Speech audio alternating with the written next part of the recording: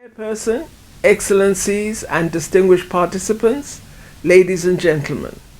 it is my honor and great pleasure to address you today on this momentous occasion which marks the 25th anniversary of the opening for signature of the African Nuclear Weapon Free Zone Treaty, also known as the Pelindaba Treaty. I also wish to register South Africa's unwavering support for this treaty. I'd like to express our government's appreciation to all the countries that ensured that the treaty was ratified by the requisite number for entry into force in 2009. I also take this opportunity to urge all states that have not yet done so to ratify the treaty without further delay. As we mark this occasion, we also recall that at its first ordinary session held in Cairo in 1964, the summit of the Organization of African Unity adopted the Declaration on the Denuclearization of Africa. It is therefore worrying that 57 years after the adoption of this declaration, and 12 years after the entry into force of the Pelindaba Treaty,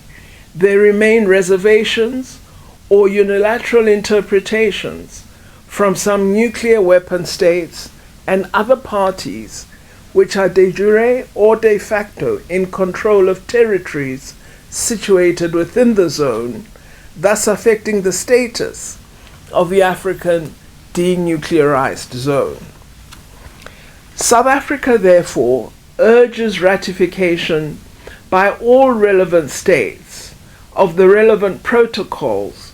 to the existing nuclear weapon-free zone treaties, particularly the Treaty of Pelindaba.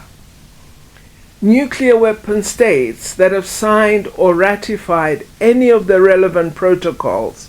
of a nuclear weapon-free zone treaty, but with reservations or unilateral interpretations affecting the status of the denuclearized zone, are urged to modify or withdraw such reservations or unilateral interpretations. Chairperson, the Pelindaba Treaty aims at enhancing regional peace and security through the prohibition of the possession and stationing of nuclear weapons throughout Africa, and encourages the peaceful use of nuclear science and technology. The treaty was named after the main nuclear research facility in South Africa, which had been used for development of nuclear weapons, which were voluntarily dismantled, making South Africa the first country to do this. South Africa's struggle for political freedom was closely linked to nuclear disarmament, and as we mark the 24th anniversary of the passing of our then President of the African National Congress, President Oliver Tambo, on 24th April 1993, I take this opportunity to reiterate his remarks in a statement at a plenary meeting of the United Nations General Assembly on 26 October 1976, in which he said, "Of late, relationships with South Africa have taken the form of nuclear collaboration intended to help the regime to fulfill its ambition to produce the atomic bomb. We are convinced that this sharply increases the threat to world peace and international security."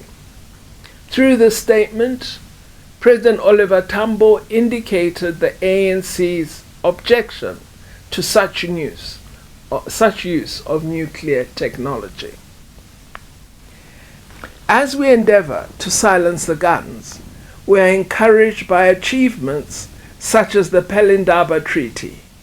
and the entry into force in January this year of the landmark Treaty on the Prohibition of Nuclear Weapons. I wish you well in your deliberations, and may we build the basis for greater peace in our world.